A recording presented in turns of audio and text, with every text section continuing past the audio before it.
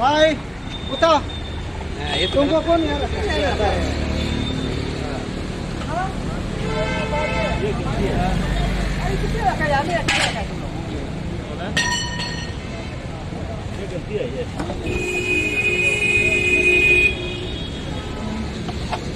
तो पार्किंग के लिए बनाया हुआ है इधर। कितना यहाँ में या तुम लोग चला गाड़ी रख ले जगह में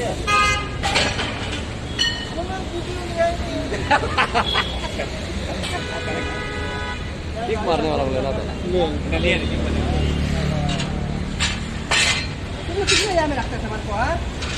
ये सर इंक्रोचमेंट है ना, पार्किंग इंक्रोचमेंट। ये इंक्रोचमेंट नहीं है, क्राइम है, ट्रेस पास है। मेरा वो हाईवे एग्जीक्यूटिव इंजीनियर से मेरा रिक्वेस्ट है, इसको जितना भी ऐसे जो करता है उसको FIR लॉन्च करना चाहिए। ट्रेस पास ये हाईवे का जगह में होगा। हाँ?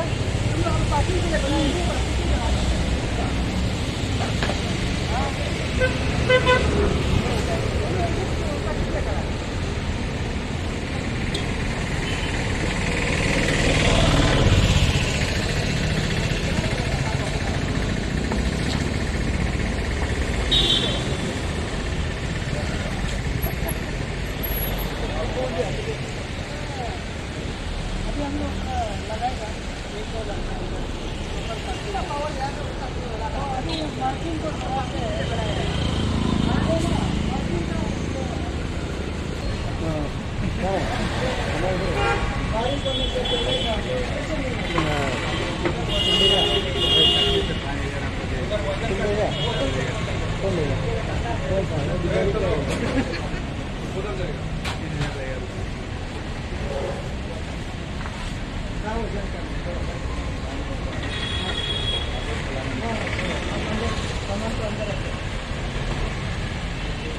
अभी हम लोग को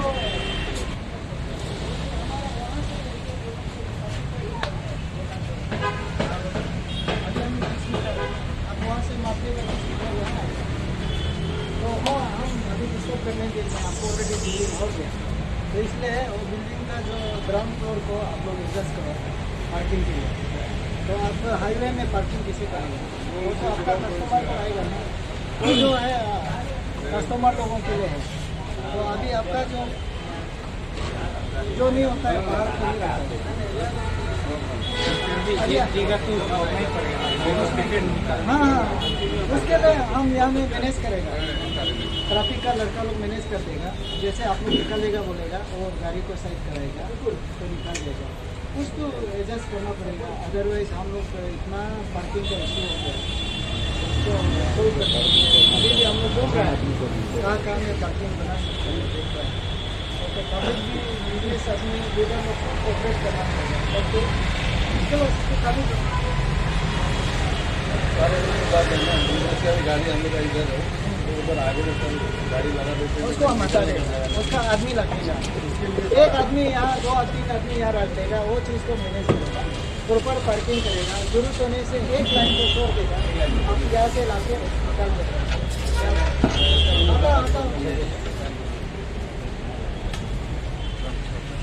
बरंगा है, बारिश होने से आपका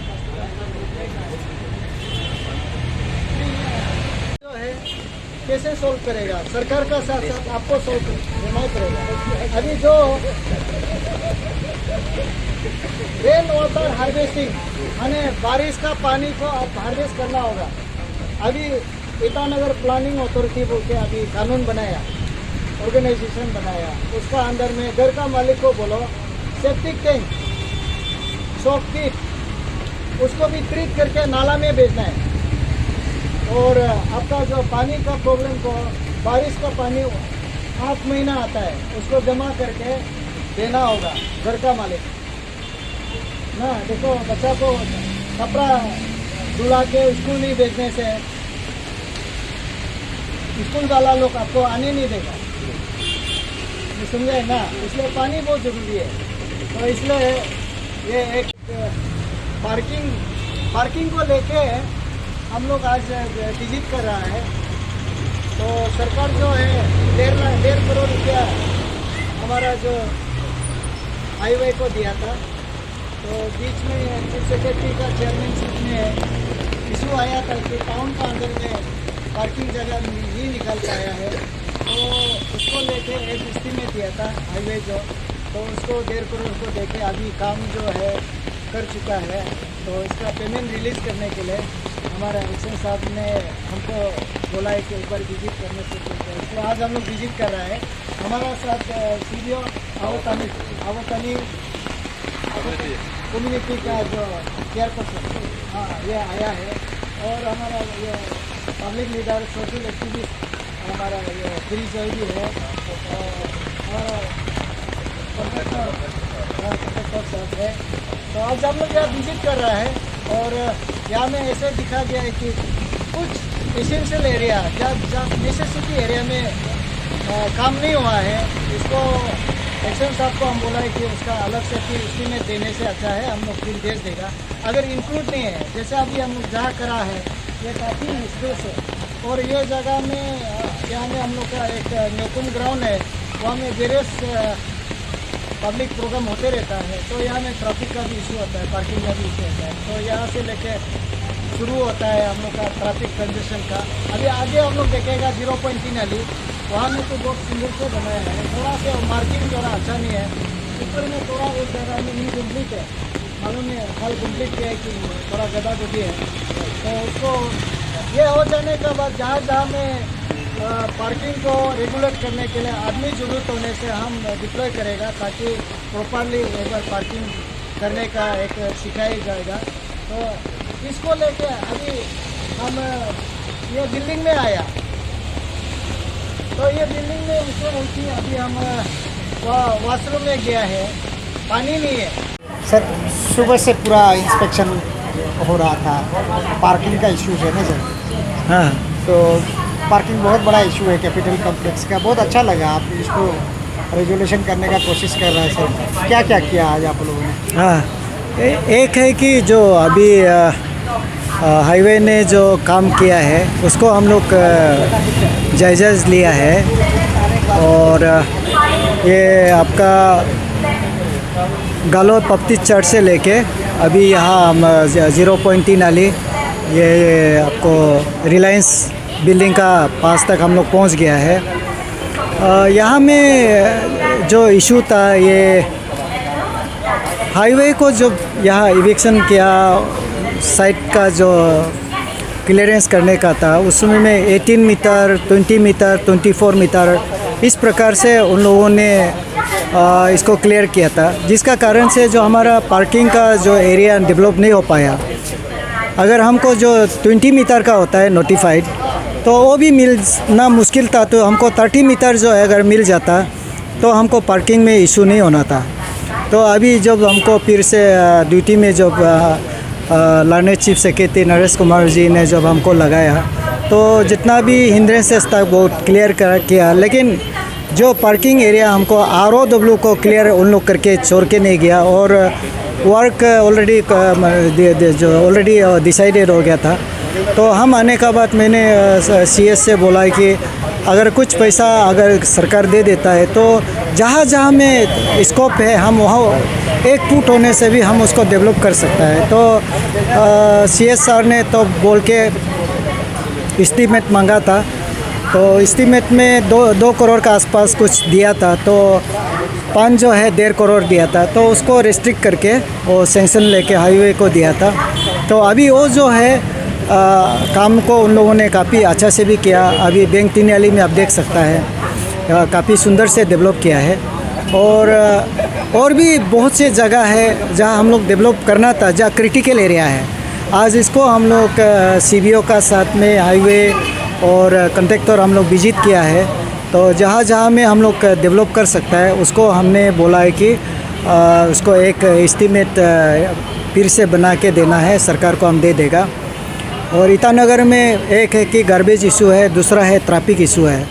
तो ये दोनों को अगर हम लोग एड्रेस करता है तो बहुत ही लोगों को अच्छा एक यहाँ हैप्पीनेस जो इंडेक्स होता है, खुशी उन लोग मिल जा सकता है। इसलिए अभी हम लोग फाइनली जो अच्छा कंस्ट्रक्शन हुआ है उसको हमने क्लियरेंस दे दिया है कि उसको पेमेंट दे दीजिए। रेस्ट जहाँ में कुछ कुछ इम्प्रूवमेंट करना है उसको रोक के इम्प्रूवमेंट करना है। और कल हमारा एक विजिट रहेगा, तो रेस्ट जो पोर्शन है तो उसको भी देख के जहाँ जहाँ में नया बनाना है उसको भी हम सजेशन दे रहा है। और जहाँ आपको ऑलरेडी अच्छा किया है उसको रिलीज़ करने के लिए बोल रहा है। इसके अलावा अभी हम लोग यहाँ में ड्रेन को भी देख रहा है, तो ड्रेन में भी काफ़ी गार्बेज भरा हुआ है, उसको भी हम लोगों ने देखा है। मैं म्युनिसिपल कॉरपोरेशन को चिट्ठी लिखूँगा और जो चीज़ ड्रेन को जो हाईवे क्लियर करना है उसको हाईवे को हमने बोला वो क्लियर करना है। और जहाँ में ड्रेन का ज़रूरी है इम्प्रूवमेंट करने का उसको भी हमने बोला है कि इसको इम्प्रूवमेंट करना है। और जहाँ भी लोकल दुकान लोग है उन लोग जो ड्रेन को चौक कर देता है उसको भी हम एड्रेस कर रहा है। और उन लोग बरामदा में सामान को रख के लोगों को जाने आने में परेशान कर रहा है उसको भी हमने उठवा दिया है और वार्निंग दे दिया है। और जहाँ जहाँ पानी वाटर लॉग हो रहा है जिसका कारण से नाला को ये क्लियर नहीं किया था, आज हम लोग नाला को क्लियर करके उसको वाटर लॉग को भी क्लियर किया है। ऐसे बहुत से काम हैं, अभी यहाँ फिजिकली घूम के काम करना होगा। तो फिजिकली घूम के काम करने से हम ईटानगर को बहुत अच्छा और सही एक टाउन में हम लोग बदल सकता है, लोगों को भी यहाँ जीने के लिए आसान लगेगा। सर वो पब्लिक पार्टिसिपेशन का आप बात कर रहा था पार्किंग का इश्यूज़ के लिए कैसे? हाँ, नहीं पब्लिक का ये है कि मैं जो भी दुकानदार लोग है वो एक अगर पार्किंग स्पेस नहीं है तो उनका ग्राउंड फ्लोर या बेस फ्लोर को, अभी जैसे हमने 2 दुकान को देखा है आपका साथ में, उनका जैसे अपना ग्राउंड फ्लोर या बेस फ्लोर को पार्किंग बनाना होगा। फ़िलहाल अभी कुछ 2-3 सप्ताह में सरकार ने एक थ्रू असेंबली एक्ट पास किया है कि ईटानगर डेवलपमेंट अथॉरिटी का अंदर में ये पावर दिया गया है कि एज पर मास्टर प्लान में अभी ये कंस्ट्रक्शन चलना है, चाहे वो सरकारी हो या गैर सरकारी हो या इंडिविजुअल हो, तो सड़क हो या बिल्डिंग हो, ये मास्टर प्लान का अंदर में काम करेगा। तो मैं 17 तो इसका अवेयरनेस के लिए 27-28 को प्रोग्राम रखा है, पब्लिक लोगों को एक बार अवेयरनेस देगा। उसका बाद जितना भी कंस्ट्रक्शनल एक्टिविटीज़ है उसको रेगुलेट किया जाएगा, मॉनिटर किया जाएगा। और एज पर मास्टर प्लान में जाने का मतलब है कि आरओ मेंटेन करना है, बिल्डिंग है तो सेटबैक मेंटेन करना है, आपका सीवरेज सिस्टम, आपका बाथरूम का पानी से लेके सेप्टिक टैंक से लेके ये रेन वाटर हार्वेस्टिंग से लेके सारा चीज़ को इनकॉर्पोरेट किया जाएगा। हर बिल्डिंग का बिजली से लेके पानी से लेके वहाँ में किस प्रकार से उसको कैपेसिटी बिल्डिंग करेगा, उसमें लोगों को कैसे वो रखेगा, तो उसका फैसिलिटी क्या होना है, ये सब पूरा लेके फायर सर्विस से लेके हर चीज़ को, हर फैक्टर, हर पैरामीटर्स को लेके ये हम परमिशन देगा। और इसके लिए मैं अभी स्टाफ का गठन कर रहा है, स्क्वाड, फ्लाइंग स्क्वाड, ये लोग जाके सबको काम को रोकेगा और उसको एक पैरामीटर्स दिया जाएगा। वो पैरामीटर्स फुलफिल होने से वो बिल्डिंग को चलने देगा और बिल्डिंग बनाने देगा। कौन मकान क्या फाइनलाइज हुआ सर? आखिरकार पूरा सुबह से इंस्पेक्शन चल रहा था।